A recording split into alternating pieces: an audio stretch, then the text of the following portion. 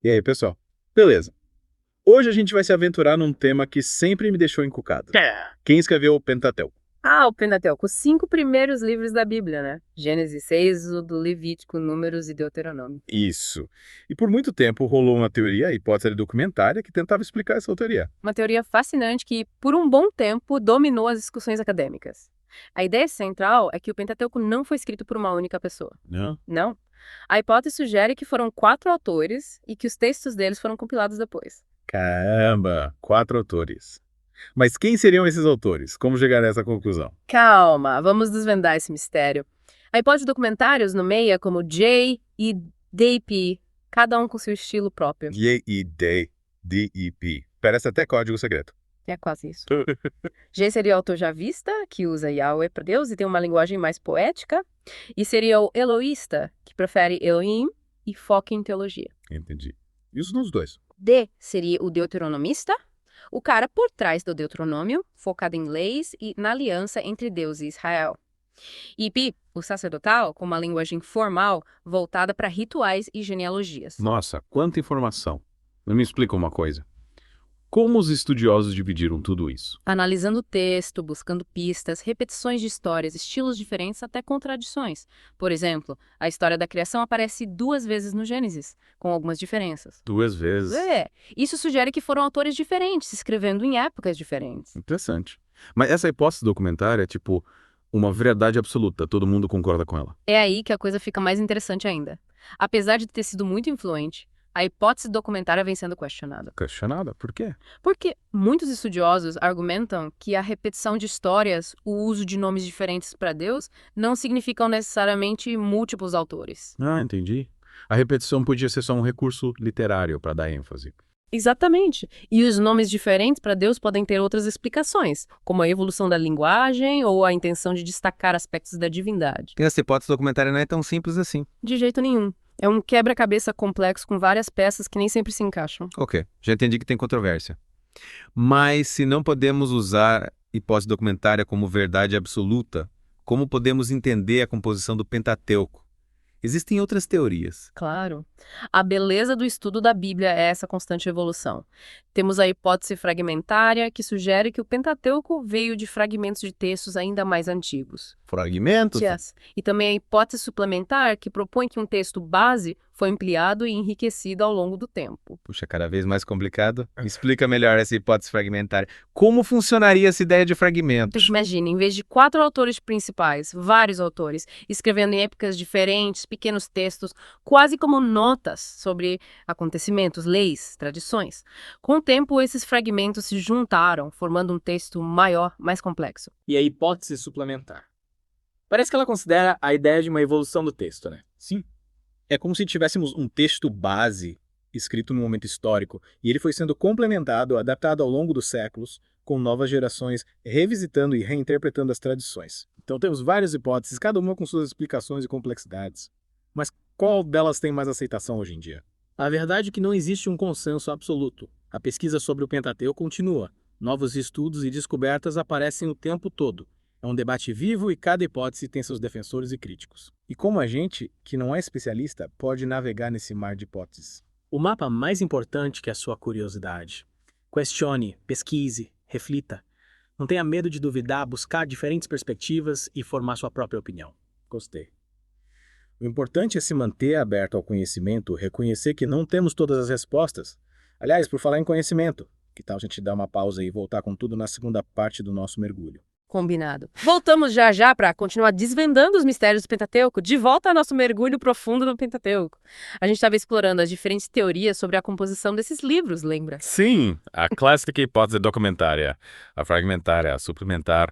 Minha cabeça tá a mil com tanta informação. É muita coisa para digerir. Mas sabe, eu fiquei pensando aqui, a gente falou das teorias, mas e o contexto histórico? É verdade. Como a gente pode entender melhor o Pentateuco, levando em conta a época em que ele foi escrito? Excelente ponto. O contexto histórico é crucial para interpretar qualquer texto antigo, a Bíblia não é exceção. Imagina, ler um texto escrito há milhares de anos. por pessoas de uma cultura totalmente diferente. É como tentar montar um quebra-cabeça sem ter todas as peças. Faz sentido. E que tipo de informação histórica é importante a gente ter em mente quando lê o Pentateuco? Por exemplo, como funcionava a sociedade da época, os costumes, as crenças, a forma de pensar. Uou, é muita coisa. O Pentateuco dialoga com a cultura e a história do Antigo Oriente Médio. Então a gente precisa se transportar para aquela época, se conectar com a mentalidade das pessoas. Exatamente. Por exemplo, a gente falou da repetição de histórias, né? Isso era comum na literatura do Antigo Oriente Médio. Ah, tá. E não significava falta de originalidade ou múltiplos autores. Isso era um recurso para reforçar a mensagem, gravar a história na memória, criar um efeito poético. E a gente vê isso em outros textos antigos também, né? Com certeza. A epopeia de Gilgamesh, por exemplo, tem várias repetições. Verdade. A gente precisa se livrar da nossa visão moderna, que valoriza a originalidade, e tentar enxergar com os olhos da época. É isso aí. E além da repetição, tem a tradição oral. Antes de serem escritos, os textos bíblicos circulavam oralmente, passando de geração em geração. Nossa, imagina, histórias contadas e recontadas ao redor de fogueiras. E nesse processo, as histórias mudavam, se adaptavam. No texto que a gente tem hoje na Bíblia, é resultado de um longo processo de transmissão oral e escrita. Então o texto final é tipo uma colcha de retalhos com pedaços de diferentes épocas e tradições. É uma boa analogia. E mesmo depois de escritos, os textos continuavam sendo interpretados e reinterpretados pelas comunidades. A Bíblia não é um livro estático, ela é viva. Se transforma ao longo do tempo. Incrível. Então, quando a gente lê o Pentateuco, a gente está acessando um conjunto de tradições, crenças e histórias que foram moldadas ao longo de séculos. Exatamente. A gente está descascando as camadas de uma cebola, revelando as diferentes etapas da formação do texto. Mas como a gente identifica essas camadas? Tem algum manual de instruções? Que pena, mas não tem fórmula mágica. Os estudiosos analisam a linguagem, o estilo, o vocabulário, os temas, as estruturas.